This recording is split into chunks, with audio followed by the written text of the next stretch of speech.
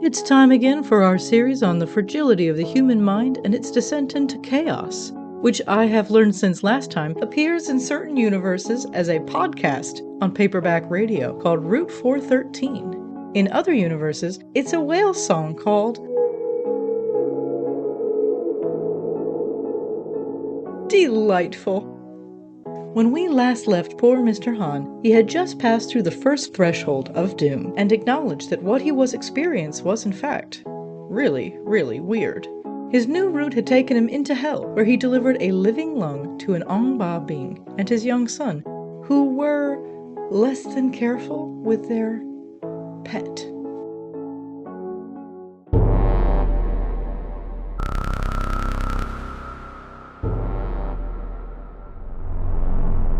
The intersection of Howling Lane and Route 666. The dog, if you want to call a creature with 3 sets of fangs and multiple flaming eyes a dog, bashed her way through the door, knocking back her hulking owner. Her feet, she had the usual number of those, had barely hit the porch before she launched into the air, leaping for Bridger's throat. "She's gonna eat the mailman!" The child's 12 eyes got huge with wonder and delight. "Mail carrier, Lau." No time to run, no time for the spray. Bridger shoved his hand into the satchel and lifted it between himself and Molly. If it had been full of mail, Bridger would have swung it, but it only had the dog treats? How did the dog treats end up in the bag? Too late for treats now. The fangs sank into the satchel as Molly shredded the canvas. Her tail wagged with delight, and it gave Bridger time to step back, to whip out the dog repellent. He sprayed it directly into Molly's 3 flaming eyes, one of which was looking over her shoulder. The dog let go of the bag, all 3 of her eyes unfocused and lolling in her head. Then she licked her lowest eyeball, wagged her tail, and lunged again, unfazed by the pepper spray. "Molly, no!" The owner waddled down the stairs, but those big front paws slammed into Bridger's chest, and Bridger, who had never thought of himself as small and fragile before, was falling. The mail carrier hit the sidewalk and used the bag to shield his neck from the dog. Molly's breath, rancid as the pepper spray, made his eyes water as her teeth sank into the satchel again. "Sing, damn it!" The 12-eyed man lumbered closer, but his speed suggested he didn't expect to have any luck separating Molly from her kill. Bridger's fingers circled the bag of treats, and his only thought, hand to my heart. The thought that broke through the chaos of his instinct and adrenaline was, but dog treats are against regulation. Poor human. He was a little more clever than that, though, since he instantly rationalized that this was an extraordinary circumstance, that the treats had been given to him as part of his PPE, and that there were probably separate regulations regarding whatever Molly was. So Bridger Hahn rolled to free himself from the hound, nearly ending up face first in molten brimstone. As he got to one knee in the grass, what the hell kind of grass grew that healthy next to molten brimstone? He tore open the bag of treats. Molly was coming for him again. He held up a treat and shouted, "Molly, stay." The creature jolted, and all 3 eyes, which had yet to perform this feat, focused entirely on the treat. She made a move to sit, then stepped forward, tail wagging and tongues lolling. "Molly, sit." Yeah, the dog said, and sat. Sit. Molly could talk. Bridger stared at the thing, which was longer than him and a good 100 pounds heavier, as it fidgeted on its haunches. Then Molly barked to break him out of his stunned pose. Treat! Yeah, sure. Good girl. Bridger tossed a treat next to the patch of perfect geraniums. How the hell were geraniums growing in November, next to lava and molten brimstone? Molly took after the treat, tearing into the geraniums. Bridger scrambled to his feet and leaped over the gate. "Sorry," the 12-eyed demon called. "Have a great day." Bridger kept running, but his instincts, confused from the long denial, kicked up in a strange way. He called over his shoulder, "Thanks, you too," followed by a, "What the fuck is wrong with me?" that was meant entirely for himself. Poor, beautiful, brave Bridger was in such a state that when he reached the LLV, he forgot it had broken down. Instead, he buckled in, took off the emergency brake, shoved the key into the ignition, and it was only when the LLV cheerfully turned on that he recalled how it had given up driving not half an hour before. "Oh, so now you'll just work again? What is going on?" The LLV didn't bother to answer. Once Bridger pulled a K-turn and headed back the way he'd come, the LLV coughed and chugged again. "Don't you dare give out on me, you piece of shit. This wasn't normal. What the hell is going on?" He kept muttering it over and over again, and his thoughts weren't much better. That song, "Hellhound on My Tail," and his mother's cruel laughter, "The kids aren't all right," repeating over and over. All her silly threats about the Ong-Ba-Bi, the 12-eyed child napper. The monster had hovered horribly in his imagination as a child. The idea that there was something wicked enough to cross oceans just to stuff misbehaving children into a sack and carry them away. The idea that this thing was under his mother's control was totally believable to him. But seeing that thing in reality, the dog. Were they hunting after him now? When would that neighborly attitude surrender to a primal, monstrous hunger? Actually, what did the Ong-Ba-Bi do with kidnapped children? Had Mother ever specified? Lakeland enjoyed torturing him in Meadow for hours with more and more horrific descriptions, and he couldn't remember what was true. Only that he didn't want to find out. How silly humans are. The Ong-Ba-Bi wasn't following him. Bridger Hahn wasn't a child. The intersection of Howling Lane and Highway 666. Again. Even in a massive panic, Bridger was a remarkably safe driver. He stuck to the speed limit and kept his eyes on the patch where the road met the fog. He kept his head about him and realized after a time, how the fuck did I miss the crossroads? The fog was thick in front of the LLV. It was a little like driving into a blank white page that curled gently away instead of ripping. The LLV gave an irritated rattle. Bridger flicked on the hazards and slowed before he attempted another K-turn, then leaned on the horn so people for miles around would know that there was a car either attempting a highly dangerous maneuver or being run by an asshole. That's our Bridger, a stickler for the rules even when he's in the middle of fleeing for his life. Bridger paused after he completed the turn, then pulled over on the side of the road to get his bearings. He pressed his head against the worn steering wheel and simply breathed. He was all right. This kid was all right. He had escaped the Ong-Ba-Bi. Bridger scoffed at what seemed to be an utterly ridiculous thought. When he drove back again towards Howling Lane, he resolved to find the crossroads. He would turn back toward those 3 identical houses. He'd drive over the bridge and back to AC and straight to the hospital, because clearly he was hallucinating. From stress? From Mama's eggs? Maybe they had spoiled. Maybe she had drugged them. He wouldn't put it past his mother. He opened the lunchbox beside him and glanced inside, looking for the empty bag that had housed his mother's lucky eggs. He hoped for a greenish tint or a powdery residue. And there was definitely something wrong with the baggie. There were 2 eggs inside. He looked back at the road. Still endless thick fog. He glanced again. He remembered eating all 3 eggs, the bunch of grapes, and at least half the bento. And yet, there were the eggs, the grapes, and the overstuffed bento filled with buncha and rice. I know I finished those. Even his water bottle was only half empty, and he knew he'd drunk that dry.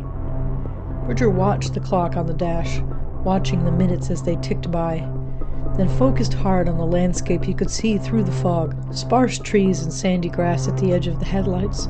No break in the fog, no crossroads.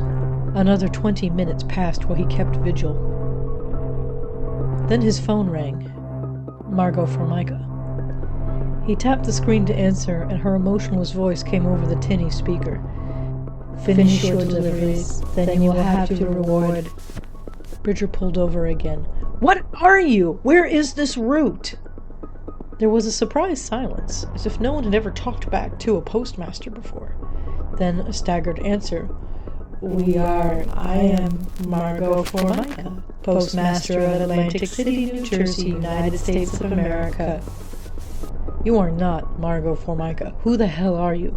"I totally am Margot Formica." "Prove it. Who makes the best Italian bread in AC?" "Bread? What is bread?" Jesus Christ, this thing wasn't even human. Bridger looked away from his phone and out into the fog. Something green glinted in the clouds. A street sign. Howling Lane and Highway 666. As he stared, the fog cleared a little, and he could see the decorated black gate he had walked through earlier, and now he noticed the jaunty sign declaring, "Abandon Hope." He said calmly to the entity now in charge of his fate, "Whatever you are, Can you tell me where I am and how to get back to AC? You are Bridger Duke Hahn. Finish your deliveries in a timely manner. If Bridger had been more of an existentialist, he might have known that the postmaster had answered his question. It's a basic metaphysical principle of navigating the universe. Wherever one is anchored to oneself. But Bridger had barely finished 2 semesters at community college, where the philosophy class had struck him as particularly impractical, especially the bit about existing only because you could think about existing. It's a pity, really. He would have been much more grounded in his current reality if he'd read his Descartes instead of switching to something useless like basic accounting. Bridger asked again, throwing in the swear hesitantly to make sure his boss still knew he was seriously agitated. Where the hell am I? Yes, the postmaster agreed. Finish your deliveries. You shall receive your reward. I won't. It took everything in him to commit to saying no and hanging up. Still, his thumb trembled as he hovered over the button. Goodbye! Then he hung up. In the map app, he selected his home address, and he pulled away from the intersection of Howling Lane and Highway 666, turning back the way he'd come while Google found him. He drove for a bit, and Google could not find him. He selected the Atlantic City Annex. Google said it was 10 years away. What the fuck? He drove for another 15 minutes, then half an hour, then 40 minutes, scanning the sides of the roads for any signs of a crossroad. Had it really taken over an hour from the crossroads to where he broke down? How could he be 10 years away from home? He would have noticed losing an entire hour. He would have called the actual postmaster. Bridger pulled over on the side of the road and picked up his phone. He entered the address for 3A Morier Street. 10 minutes away. But the app couldn't find the road. Well, that sounds right. Bridger nodded and felt a premature wave of calm. He'd start driving and it would recalculate, and he saw a patch of green in the fog. He cleared briefly around the sign, and there was no doubt. Even though he'd been driving for over an hour in the opposite direction, he was parked in front of the intersection of Howling Lane and Highway 666. Bridger didn't stay contemplating the sign. He pulled another K-turn, watching the green sign flicker and disappear in the fog behind him. Then he watched the app on his phone. Recalculated. Over and over again, with no luck finding 3A Morier Street. If I pull over, will I be in front of Howling Lane again? Bridger asked the ether. The LLV made a non-committal grumble, so Bridger didn't pull over. He entered the AC Annex again. Now it said 20 years. What the actual fuck? Bridger's phone rang, and without checking he answered. What? Jesus, huh? Krajewski startled on the other end. Just checking in to see how the new route was going, dude. Is this hell? Like, literally hell? Bridger demanded, which was very unreasonable of him, considering he was talking to the actual Krajewski. How do I get home? The phone crackled and buzzed, and then Krajewski's voice became emotionless. Finish your deliveries, then you will have your reward. What does that mean? The voice hesitated. The usual? Bridger sank lower in the seat and went into a deep brood. I'm sorry, are you asking me? You will receive the pay you have earned and all that. All that? I'm sorry, I just had something with 3 sets of teeth try to take out a chunk of my throat, and I don't get overtime? The buzz intensified, and definitely not Krajewski answered flatly. We can arrange for hazard pay? That's fucking insane. Bridger hung up and let his phone recalculate without his attention. He was certain he was heading away from Howling Lane and toward the crossroad. Highway 666 had to be a big circle. He hadn't seen the crossroad, that's all. He was, "You are a good mail carrier." The monotone voice was not in his phone. It was beside him, not in the vehicle. Outside the open window, Krajewski's long-legged frame was running beside the LLV, legs and arms growing longer and wobblier as he ran, as if created by some artist experimenting with perspective and the illusion of speed. His man bun flopped, You will be the regular with hazard pay. I will be going home, Bridger said. Are you resigning? No, I'm hallucinating. Bridger turned the hand crank to roll up the window. It was very slow going. Finish your deliveries and you will receive your reward, hazard pay, and, extra time. Please, you are a good mail carrier, and... The glass finally slid into place, and the monotone voice was cut off. Krajewski continued to run beside the LLV for the first hour or so. Bridger drove and drove, waiting as the map on his phone swirled and recalculated and could not find the way home. He took off tolls, tried walking, and with a cringe of true desperation, trying public transportation. Nothing. The road was always straight ahead, always slightly foggy with rolling hills in the distance and sparse trees and sandy grass lining the highway and the smell of salt and marshes through the vent. When he was hungry, he ate meatballs and grapes and hated his mother even more for stealing his peanut butter and jelly sandwich. He avoided the eggs. Soon, after 2 hours of driving, it was undeniable to Bridger that he could drive forever and the map would never find him. Always straight. Always the low fog, always recalculating, 20 years from home. At 2.5 hours, Bridger entered the next address on the DPS. 41 Sulphur Way was only 100 feet away. It was just down the road to the right. He made the right and passed the houses of a second suburban neighborhood. When he didn't stop and deliver the mail, the fog returned in an angry tidal wave. After the complete whiteout dissipated into the normal thick cloud, the road changed back to Highway 666 with its slender dead trees and the sandy grass. When his leg cramped, 3 hours of steady driving, since the LLV didn't have a cruise control, Bridger had no choice but to take his foot off the gas. The LLV chugged to a firm but gentle stop, purring as its engine cooled, as if to calm the new driver. Bridger parked and put on his hazards, then the parking brake. He ran his hands through his hair and pressed his forehead against the wheel. He breathed deeply, smelling the dust and gas and the dead paper of the mail. Someone knocked on the window. Bridger did not lift his head from the steering wheel, but reached over to roll down the window. The air crackled and buzzed as something waited for him to speak. Can I go home if I finish delivering the mail? Yes, with hazard pay and extra time and all the other rewards of your position as mail carrier. Bridger lifted his head and looked over at the postmaster. The creature that was not Margot Formica looked back at him with her head tilted nearly to her shoulder and her weird, wide-eyed smile. She never blinked. Can you guarantee I'll be safe on this route? Her smile showed too much of her teeth.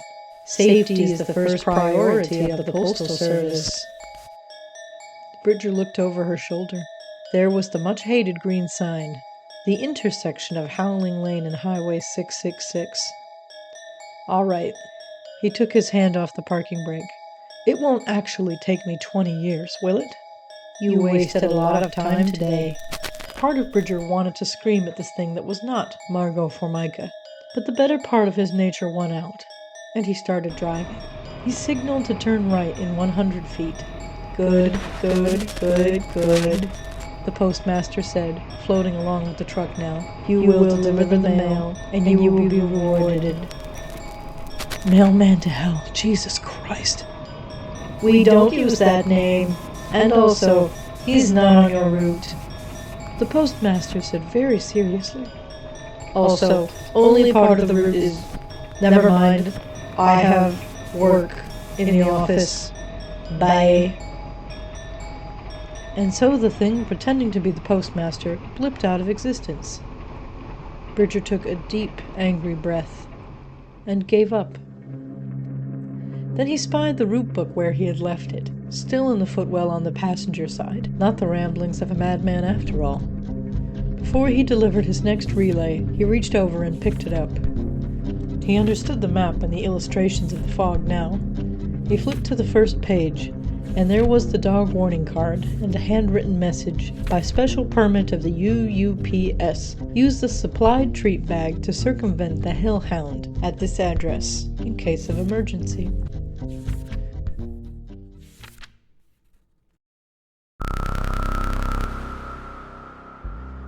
The Heavenly Village. The root book was impossible to decipher. It was so old that it couldn't clearly account for the new additions. For example, while the former driver, someone with the initials TBII, had written extensively about how to circumvent the wiles of Satan and his spawn, including a note about never giving your full name, there was no mention of the Heavenly Village. Nothing except that it was on the route and to sign in at the gate.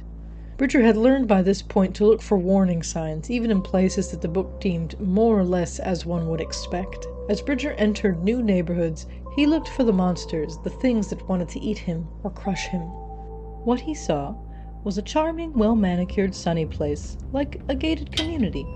However, on the sign for the Heavenly Village, the word village was crossed out in what looked like blood. Scrawled over in the same dripping brown substance was a word Bridger didn't know.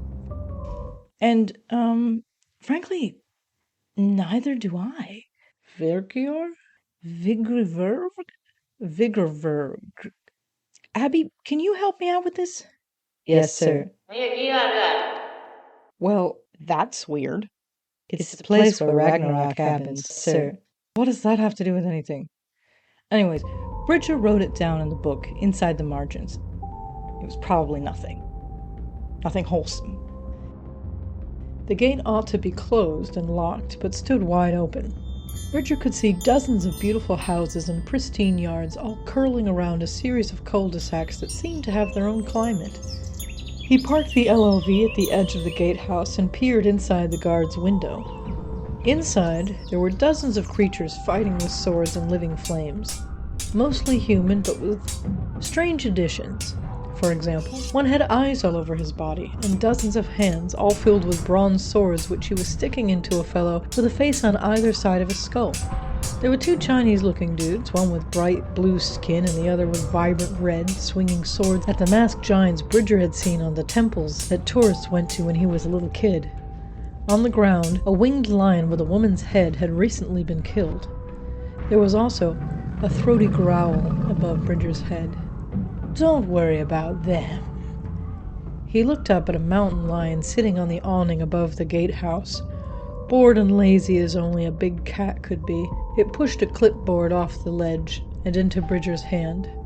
They'd want you to sign the guest book and put in your postal ID. Bridger glanced back inside the gatehouse at the carnage. They always like this? The mountain lion yawned and nodded. Very big on personal glory, no sense of community. Bridger wrote his postal ID in the book, and his initials. The mountain lion purred and batted the clipboard back onto the ledge, where he guarded it smugly. As strange as it was to talk to a mountain lion, this guy was the most professional creature Bridger had run into. I'm new to this route. Any advice on how I ought to navigate, what's this place called, the Heavenly Village? The mountain lion cocked its head and considered. Are you religious, Mr. Hahn? He glanced back into the room at the masked giants, then at the winged lion woman who was now twitching back to life and staring at him with dead but seeing eyes. Not particularly? That's too bad. Well, as long as you don't believe in any of them, they won't notice you. The mountain lion's tail flicked in a predatory way. Bridger thought of his mother's cats and how they liked to toy with their food. Being helpful might have been a talking mountain lion equivalent. He got back into the LLV. Thanks for the help. The mountain lion showed its long, razor-sharp teeth. Bridger closed the door. The treat baggie crinkled in his pocket. Hey, I don't suppose you'd care for a treat. The mountain lion lifted its shaggy head with interest. A treat? Bridger reached his hand into the bag and found, instead of a dry biscuit he'd thrown to Molly, these treats were squishy. He held out a handful and looked at the mountain lion right in the eyes as he offered them, just as his mother had shown him to do with her little cats. He blinked slowly to indicate his trust. The mountain lion repeated the gesture, then padded forward, walking on the air. It licked the treats out of his hand, and its purring intensified. "Good move, friend." The mountain lion smacked its lips, then put a big paw on top of the LLV. The roof crunched and dinged as the big animal leaped up, padded in a circle, then laid down. One of the big paws dangled over the side, lazily, as the mountain lion said, "Proceed with your deliveries, Mr. Hahn." The heavenly village turned out to be a battlefield. Oh, I guess it was relevant, Abby. Good job. Lightning thundered from the perfectly clear skies as two huge men, one Scandinavian and the other very Greek-looking, hit each other with a hammer and an electric cattle prod. A woman wearing a silk robe with owls on it was hitting a man over the head with a newspaper and kept kicking the trident he was reaching for out of his hands. Then another woman, this one covered in rainbows of fish scales, turned a garden hose on and sprayed them both. Several men and women in full armor, riding lawnmowers and golf carts, charged toward each other across the community courtyard, armed with brooms and baseball bats and skillets. Bridger did his best not to believe in any of it. He filled the cluster boxes with mail and did not look at the man wearing wings on his feet as he zipped overhead with what looked like a Nerf gun and shot out blasts of inky doom. The mountain lion remarked, "He stole that from someone in the underworld. Good for him." Another lightning bolt came hurtling toward the LLV, and the mountain lion batted it away like it was a bit of yarn.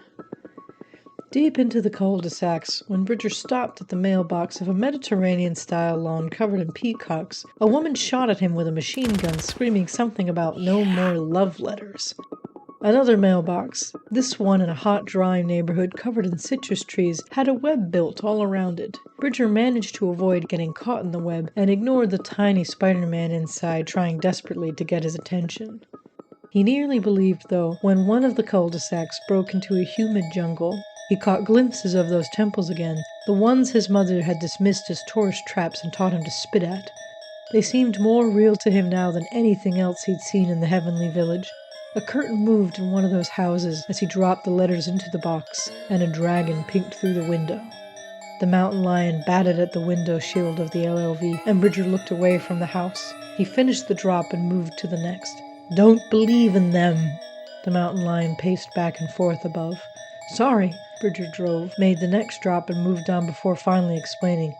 "I guess I used to believe. Only in the way of a small child who is awed by things." The mountain lion settled down on top of the LLV. "I think that impulse since has been crushed in you." Bridger didn't know what to make of that, but kept delivering the mail. When the mountain lion growled at something flying overhead, Bridger actively did not believe in the shadow that looked like a giant serpent swimming over his head. It's almost over. He was down to half a tray now. Then he could go home. When he drove out of the heavenly village, he gave the mountain lion another treat, and he saw someone standing on the other side of the gate, waving at the mail truck. An old man in a long robe with a cardboard tube in his hand. He clearly wanted Bridger to stop and add the package to his deliveries. Even though that was against protocol, Bridger still rolled down the window and slowed to talk to the old man. The old man's eyes glimmered with hope, and with the strange light around his head, "Can you take—" "No, I'm sorry, sir. You'll have to drop it off at a collection box or fill out this pickup form." Bridger tried to not believe in whatever kind of old man would have a bathrobe, a cardboard tube, and a halo. The old man looked dazed. "But it's very important."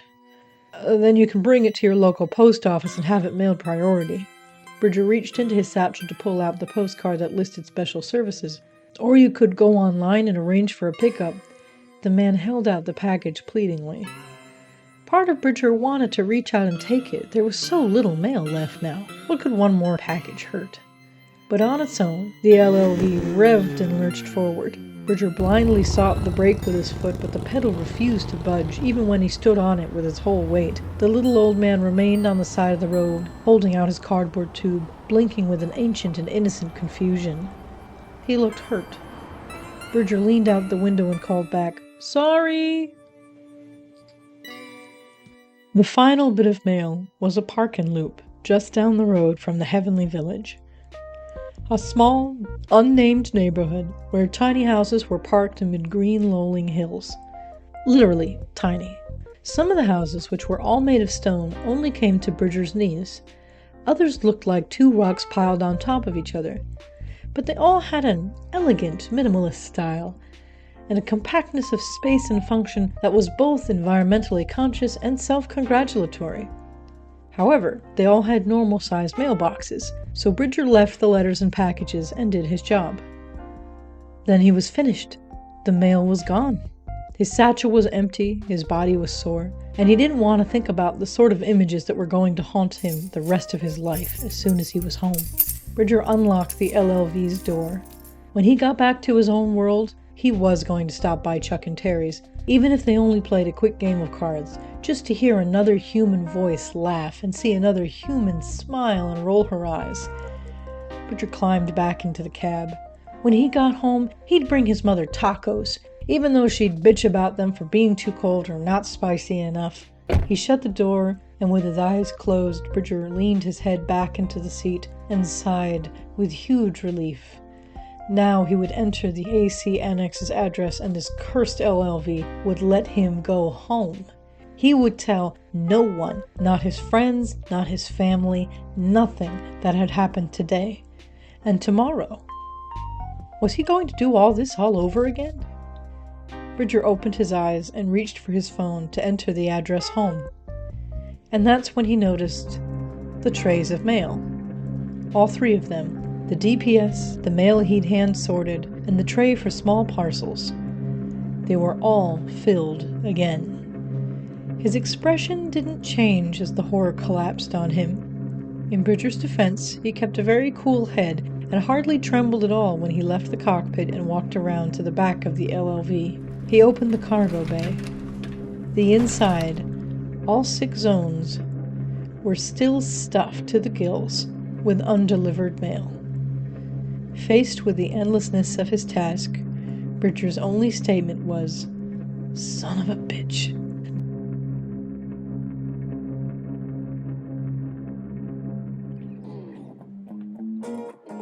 Hiya, I'm LJ. And I'm Lane McLeod Jackson. You're a troll. What? I thought it was funny. We're here to let you know you can also find us on Substack under Paperback Productions. Yep, this podcast and other goodies will be delivered right to your inbox if you subscribe. So please support us. Emotionally. Financially. Dramatically.